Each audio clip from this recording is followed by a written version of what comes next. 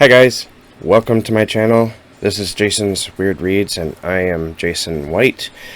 If you're new here, please hit the subscribe button, and especially if you like horror books, dark fantasy, and science fiction, and comment down below and we'll discuss some books. So this video is one I enjoy doing every year around June or July, and it's the mid-year freakout tag.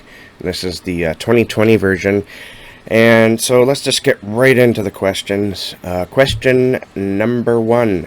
The best book you've read so far in 2020. I couldn't really decide, honestly, because there's 3 here that really blew me away, and I could add more, honestly. But I noticed with this list, I tend to... a lot of the books keep repeating, so I kept some out.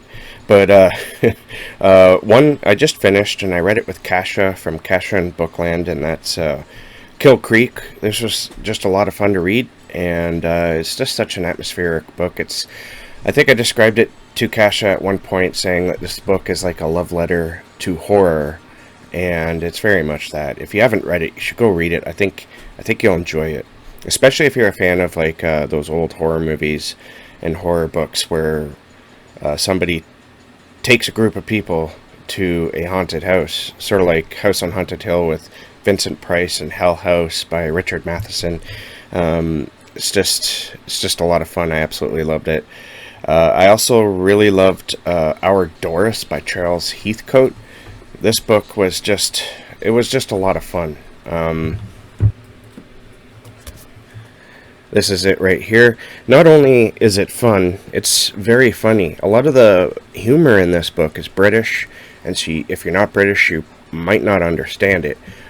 But there's a lot of funny things in this book that everyone can understand and enjoy.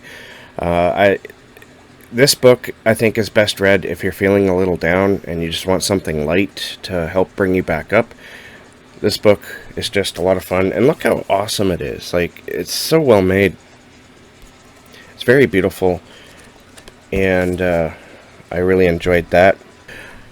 Also, Armageddon House by Michael Griffin. This was a lot of fun as well. It was very weird, and one thing I liked about it is it didn't start off normal, but it starts off in kind of a strange situation where you don't know exactly what's going on. But it starts off normal enough for that, and then halfway through it starts going really weird on you. It's like, Space Odyssey type weird, where reality starts to just kind of crumble, and you're just like, it's like a nasty acid trip or something. I absolutely love that book. It's the type of stuff I really enjoy reading. Alright, question number 2. The best sequel you've read so far in 2020. Well, there's a couple answers for this one too. One, I finished The Wheel of Time, and I guess you could count like books, I don't know, 11 or 12 to the last one. The 14th has sequels. I really enjoyed that series. It was a lot of fun. And also Black Mountain by Laird Barron. This one's kind of cheating because I'm still halfway through it, but I'm really enjoying it, and I can't wait to read the third one, Worse Angels. Question number 3. New release you haven't read yet but want to. And I'm going to go, well, there's quite a few, but I only chose one, and it's because the others are named down here, actually in the next question. But Velocities by Kathe Koja.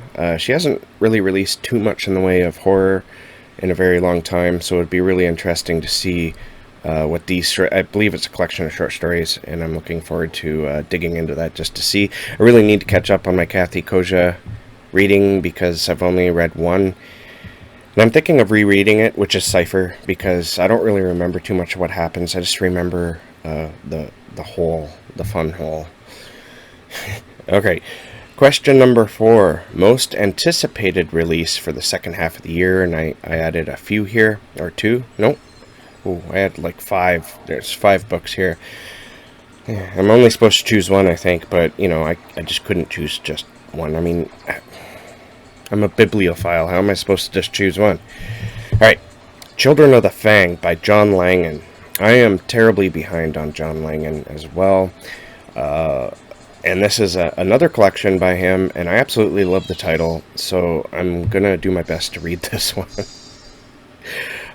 The Only Good Indians by Stephen Graham Jones. I love Stephen Graham Jones, and I'm not too sure what this one is about, but if he releases something, I know I want to read it. Mexican Gothic by Silvia Moreno-Garcia. That I just absolutely love the cover for this one, and the title, honestly. Seems like it's going to be a lot of fun. Survivor Song by Paul Tremblay. Now this one, from my understanding, is a Paul Tremblay's take on the zombie genre, and I love zombies, honestly. So it'll be interesting to see what he does with that. And last, but certainly not least, Clown in a Cornfield by Adam Cesare. I've heard a lot about this book. Adam Cesare has been relentless with plugging this thing, and there's been some booktubers and reviewers who have reviewed this book already, and it just sounds like a lot of fun. I believe it's basically a slasher, and it's also, although it is a young adult, I'm pretty sure the reason for that is because it involves young adults, and that's probably a marketing thing. So I wouldn't let that persuade you from not reading it. Honestly, it's Adam Cesare. It's going to be a good time. Alright, next question, number 5. Biggest disappointment. I have a couple here. The Thrawn Trilogy by Timothy Zahn. Now, I know some people are probably going to want to throw rocks at me at this point. But, I love reading Star Wars books, and I haven't read too many of them, but I went into the Thrawn trilogy thinking that it would be it'd be awesome, and I was left feeling very mediocre. I stopped reading it actually in the second book because it wasn't exciting, and everyone, I went, before reading it, I went and checked out some book reviews and whatnot, and a lot of people said it was their favorite, and they were saying it's how exciting it was, and good, and the main bad character, Thrawn, I believe, he's supposed to be this evil genius, and he was smart, but he wasn't, I don't know, he just didn't seem to have it for me, and, it was just it was bland, honestly, and I didn't like it, so I stopped reading it. And also Sour by Tony Evans. I didn't hate this book. There was a lot to like about it, but I didn't really enjoy the writing very much. I think he probably needs to work on that a bit more.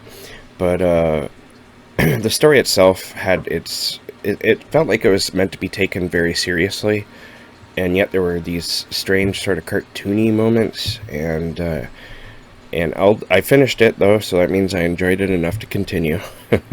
But it was still a little disappointing, especially since I heard so many good things about it. If you go to the reviews, so it might just be me. Maybe I'm just being a crotchety old man. I don't know, but it has like a lot of really good reviews on Goodreads and Amazon. So I don't know. Maybe you should read it and see for yourself. Biggest surprise. I put Headhunter by Tim Curran because I was surprised at how much I enjoyed this book. I just steamrolled right through it. It's a short book, about 110 or 20 pages, and I absolutely loved this book. I didn't think, and one reason why it was a big surprise is because I didn't think I was going to like it as much as I did. The last Tim Curran book I read was a bit of a... I think it made my most disappointed last year in this tag, honestly. And this year, though, Headhunter, just, it blew me away. I absolutely loved it. Favorite new author, debut or new to you? There's 2 here for me. And Michael David Wilson, The Girl in the Video. I really enjoyed that. Can't wait to read more by him. I don't know if this was his debut novel or novella. I'm going to have to look into that. And also Charles Heathcote, Our Doris. I really enjoyed that. After reading Our Doris, I actually contacted Charles and bought some books straight from him.